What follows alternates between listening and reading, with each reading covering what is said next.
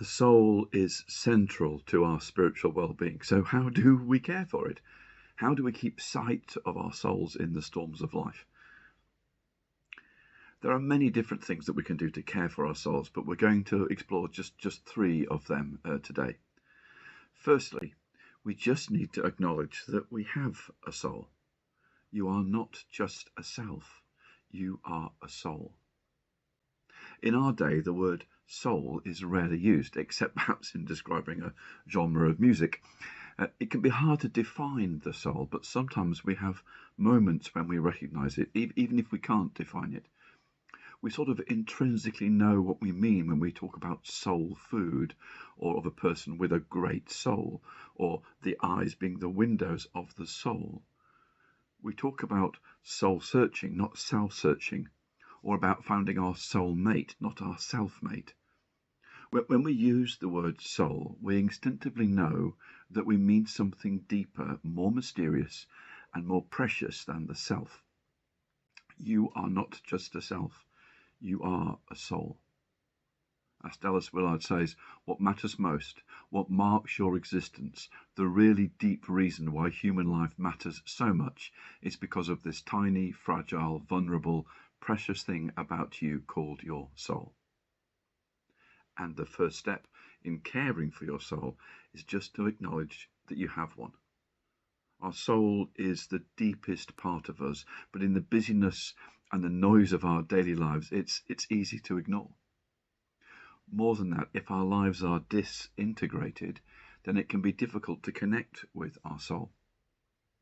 Yet if we're going to reap the benefits of spiritual well-being, we need to catch sight of our soul. We need to care for it.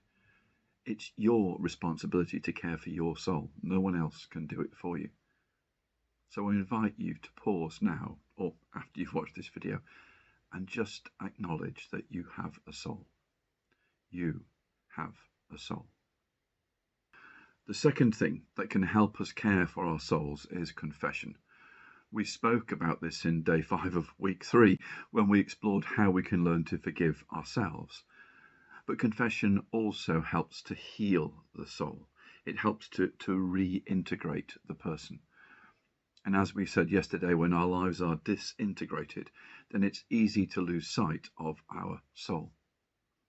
As John Ortberg says, when the will has become a slave to the appetites of the body, when the mind is filled with ceaseless, conflicting, insatiable desire and thoughts that run constantly towards self-promotion, selfishness, greed, anger, bitterness, resentment, and ingratitude, when relationships are characterized by superficiality and falseness and hiddenness, then that is a disintegrated person.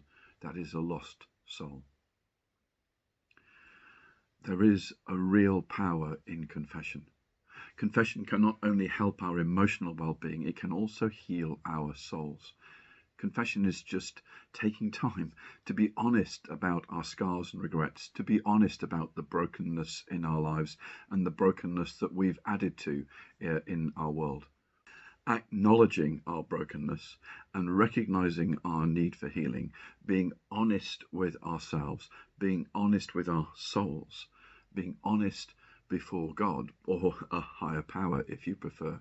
Being honest like that is a powerful step to take in reintegrating our lives, in reconnecting our will, our mind, our body, our relationships, and our soul.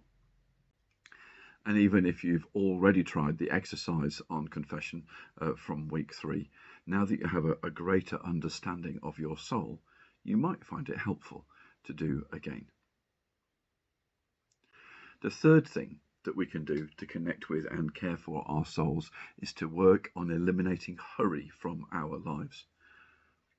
Hurry is the great enemy of souls in our day. In his book, The Ruthless Elimination of Hurry, John Comer writes, "We all have our own story of trying to stay sane in the day and age of iPhones and Wi-Fi and the 24-hour news cycle and urbanization and soul-crushing traffic and non-stop noise and a frenetic 90-mile-an-hour go, go, go life." There are good types of busy, where our lives are full of the things that matter to us, And there are bad types of busy, where our time is consumed by empty leisure, binge watching Netflix, browsing Facebook, gaming apps, etc. Things that provide a distraction, but rarely, if ever, leave us feeling fulfilled or uplifted. In the busyness of life, we can become so distracted and preoccupied that the things that truly matter to us become marginalised. Comer writes, we end up just skimming the surface of our lives rather than truly living them.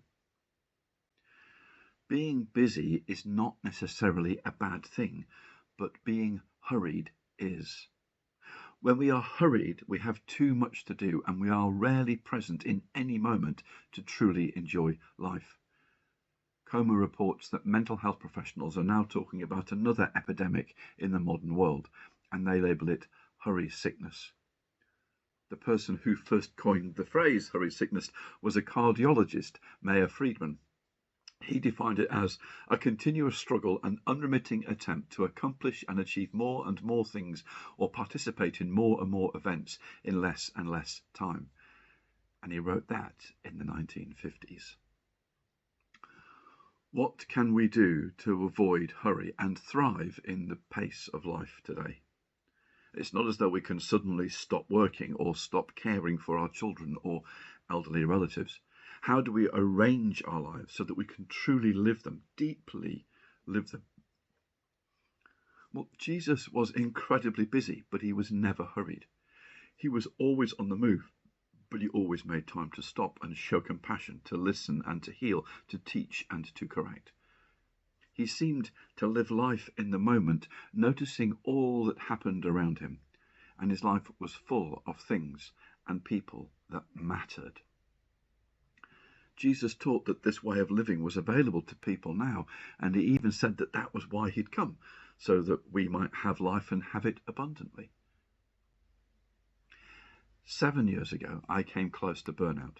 After the crisis passed, I re-evaluated a lot of what I was doing and found a new balance that allowed me to live life more to the full. I have a long way to go, but despite the fact that I am far busier today than I have ever been, I am also a lot less hurried. Some of that comes from things like the diary planning exercise that we covered in week 1, but a lot of it has come from healthier rhythms in attending to my soul. I got better at taking a regular day off. I stopped working late at night, and I made more time to be still and pray and wait on God. I find that sitting quietly and prayerfully with the Psalms is a great way of ministering to my soul. There's a short exercise in the video to the left of this one on the website.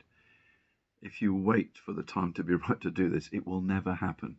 So make some time, put it in your diary, find a quiet place to sit, and take some time to unhurry your soul.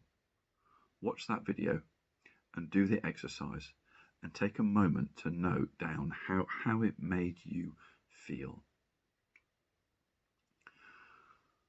When we learn to care for our souls and integrate our lives, then we find that our spiritual well-being improves massively. There is an immeasurable depth to our souls, and as the spiritual dimension of our well-being is often the least cared for, investing some time in caring for our souls can have a huge impact on the capacity of our resilience tank. Our soul is not a part of us that we can exercise conscious control over, but we all like to be in control. Not being in control can make some people very anxious, and for some of us, that need for control is very strong. So how can we manage that need for control? Well, we'll look at that tomorrow. I hope you can join us.